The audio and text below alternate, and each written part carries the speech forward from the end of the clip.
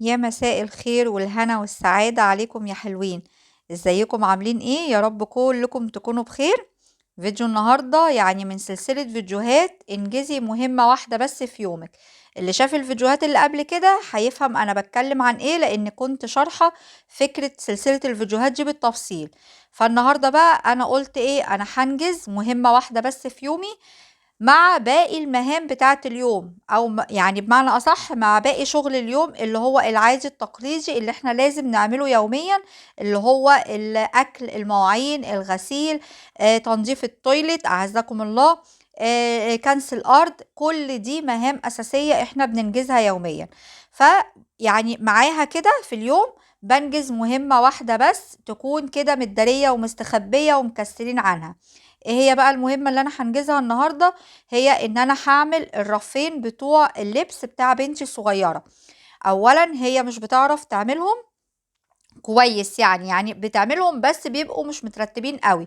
ثانيا كمان انا عايزة افرز اللبس علشان خاطر اشوف لو في حاجات مثلا صغرت خلاص عليها او كده، اخرجها بقى ايه من الدولاب وتروح لاصحاب نصيبها، علشان خاطر ايه الدولاب ما يبقاش متكربس معايا على الفاضي. لكن هي بتعرف مثلا ايه، تطبق اللبس، ترصه كويس، لكن مش بتعرف طبعا تفرزه وتشوف ايه اللي هيكون مناسب ليها فتخليه، وايه اللي خلاص مثلا صغر عليها فخلاص نخرجه من الدولاب. فدي بتبقى بقى ايه مهمتي انا طبعا. اولا زي ما انتم شايفين هما الرفين فوق بعض بالظبط، يعني واحد للصيفي وواحد للشتوي. فكل اللي انا هعمله ان انا بس هفرز اللبس من بعض عشان اشوف المقاسات، وهنقل ده فوق وده تحت. يعني الرف اللي فوق اللي بيكون فيه الحاجة اللي هي بتستخدمها، والرف اللي تحت بيكون فيه اللبس بقى بتاع ايه، يعني الفصل العكس. يعني احنا دلوقتي في الشتاء بحط لبس الشتاء فوق واحط لبس الصيف تحت، علشان خاطر بس ايه دي هتبقى طايله اكتر يعني. فبدأت بقى ان انا ايه اخرج كل الحاجات اللي في الدولاب.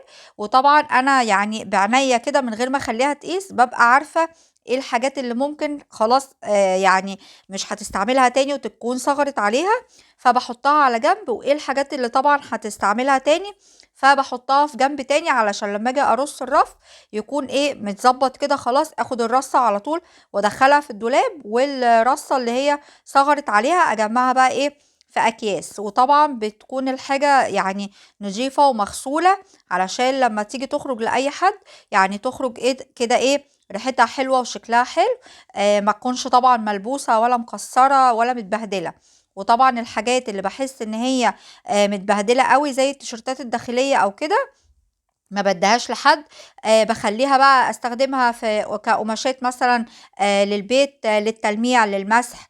المهم ان انا ايه يعني بشيل دي كمان في جنب كده لوحده. فهتلاقوا كده ايه في حاجات بتروح شمال وحاجات بتروح يمين، وحاجات بحطها قدامي وحاجات جنبي، يعني لان مش كله هيدخل الدولاب تاني زي ما قلت لكم.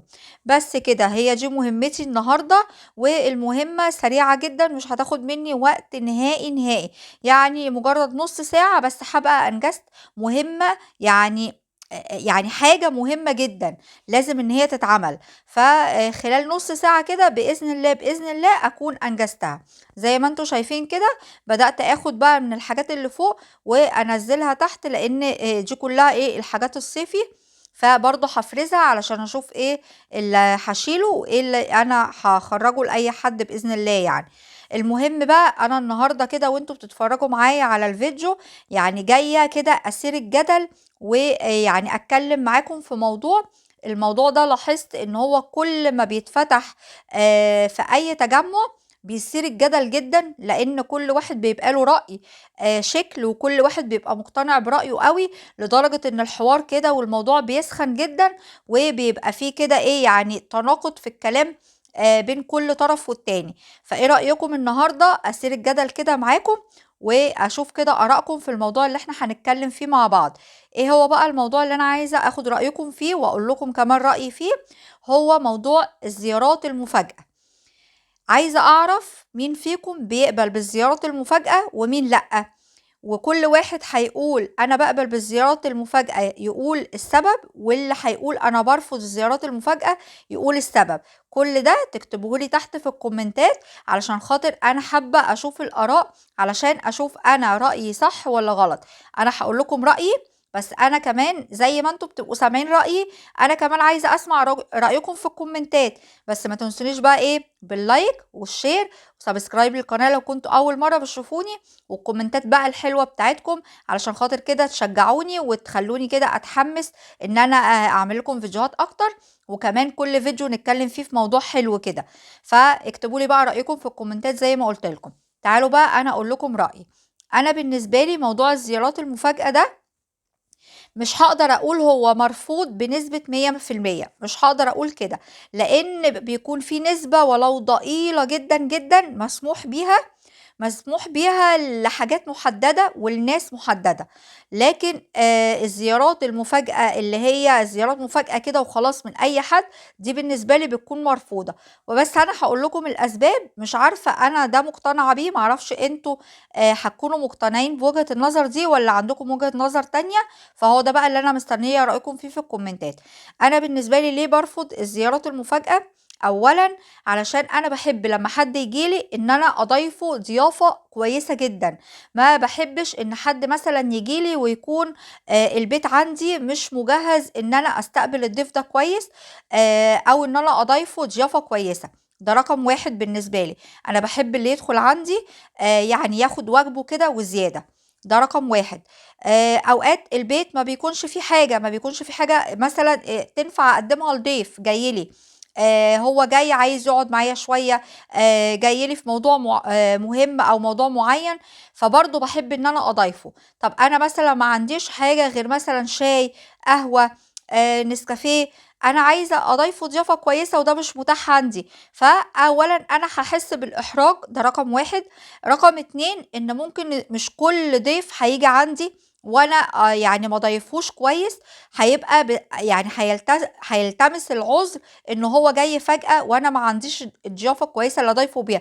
ممكن يخرج من عندي زعلان ويقول ان انا مضيفتهوش كويس، في حين ان بيكون هو اللي غلطان ان هو جه من غير ميعاد. فاهمين قصدي ازاي؟ مش كل الناس هتفهم الفكرة او مش كل الناس هتقدر الموقف. ده رقم واحد. رقم اتنين يعني انا بحس ان المفروض ان الزيارة بيكون بسابق انذار او بميعاد. حتى لو كان الضيف هو اللي هيختار الميعاد انا ما عنديش مشكلة في كده. يعني مثلا لو حد اتصل بيا وقال لي انا جايلك النهارده مثلا بالليل، انا جايلك بكره، انا جايلك كمان شويه، دي ما عنديش فيها مشكله نهائي. بس اكون عارفه برضو علشان احضر الضيافه. ثانيا لو في حاجه مثلا متبهدله في البيت، ابتدي ان انا ارتبها وانظمها عشان اهيئ جو حلو كده ونضيف ومرتب نقدر ان احنا نقعد فيه قعده حلوه. ثالثا بقى ودي بتبقى اهم نقطة، ان مش كل الاوقات الناس بتكون فاضية فيها. يعني ممكن الضيف ده يخبط عليا في وقت انا مثلا واقفة في المطبخ بعمل اكلي، اكون مثلا باخد شاور، اكون نايمة شوية عشان تعبانة، يكون عندي مثلا ضيف تاني فهيبقى صعب ان انا استقبل الاتنين مع بعض. يكون الولاد عندهم مذاكرة مهمة وانا قاعدة معاهم مثلا في وقت المذاكرة بتاعتهم، يعني ايه يكون في اي ظرف طارئ حاصل في البيت ويبقى الظرف ده صعب ان انا استقبل في الوقت ده ناس فيه. فبصراحة يعني انا دي وجهة نظري، هي مش قلة ذوق بتبقى من صاحب البيت ولا اي حاجة خالص، بالعكس. انا من الناس اللي بتحب الناس جدا وبتحب التجمعات وبتحب القعدات الحلوة وبحب اضيف الناس كويس جدا جدا. ولكن هي فكرة بس ان انا ابقى عارفة، مش شرط ان انا احدد للضيف الميعاد اللي هو جاي لي فيه، ممكن هو اللي يحدده وانا ارحب بيه جدا جدا. بس اكون عارفة، هي دي النقطة. يعني اي ضيف هيجي لي يقول لي يكلمني يقول لي انا مثلا عايزة اجيلك النهاردة، فحتى لو ورايا حاجة ويعني ممكن جدا جدا لو الحاجة دي تتأجل، عادي أأجلها واستقبل الضيف، ما عنديش مشاكل. يعني مش شرط ان انا اعتذر، ما بعتذرش غير لو فعلا في ظرف طارئ قوي جدا مش هقدر استقبل الضيف ده في الميعاد اللي هو طلب يجي فيه. يعني قال لي مثلا انا جايلك بالليل وبالليل ده مثلا البنات عندي حد فيهم عنده درس بره، فانا مضطره ان انا انزل عشان خاطر اروح اوديه الدرس او اجيبه من الدرس. فدي حاجه استحاله اجلها وما ينفعش اجلها عشان خاطر ضيافه. او مثلا في ميعاد دكتور برضو بكون ملتزمه بيه. لكن لو في ايدي ان انا ااجل الحاجه اللي ورايا واستقبل الضيف في الميعاد اللي هو طلب يجيلي فيه، فدي حاجة انا مش بمانع فيها خالص. فدي بصراحة وجهة نظري.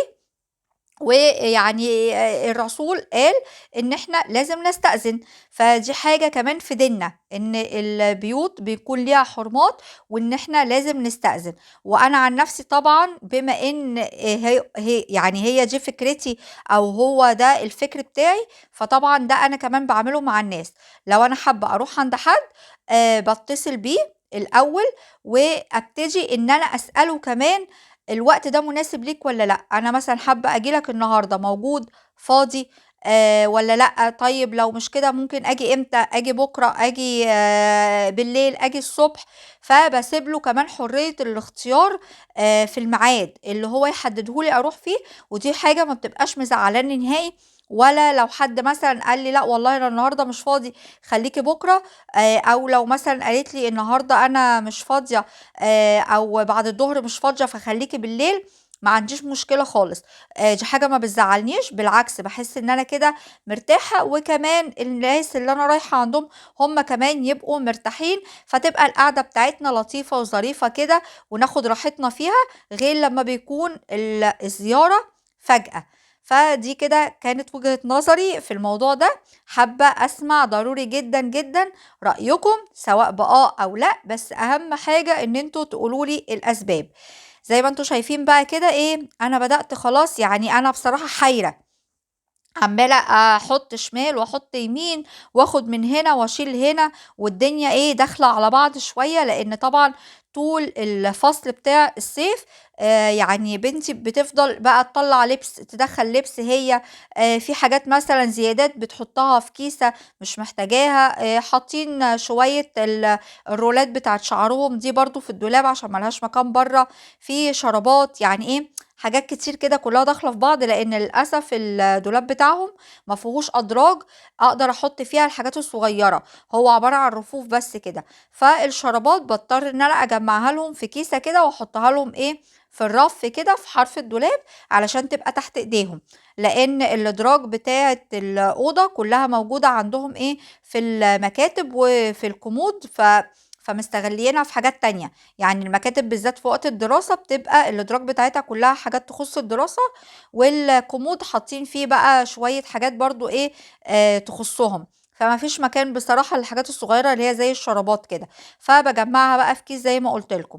وبدأت بقى اجيب كده اكياس، خلاص فرست، ودي كده الحاجة اللي انا خلاص عارفة ان هي كده صغرت عليها، فببتدي ان انا احطها كده في اكياس. وكمان يعني لو الحاجة كتير بحاول ما ادهاش كلها لحد واحد بس، يعني بحاول اقسمها عشان كذا طرف يتراضى، يعني ما بقاش ان انا مثلا اديت مثلا 10 او 15 مثلا حاجة لحد واحد بس، في حين ان ممكن حد تاني يكون عنده حد في نفس السن بتاع اللبس ده يكون محتاج حاجة او اتنين. فبحاول مثلا لو الكمية كبيرة اقسمها على 3 يعني اشخاص، او لو الحاجة مش كتير قوي ممكن اقسمها على شخصين، ولو حاجات بسيطة خالص طبعا بديها ايه لشخص واحد، وبيكون حد انا عارفة انه عنده مثلا بنوته في السن ده، فيكون هيستفاد بيها يعني.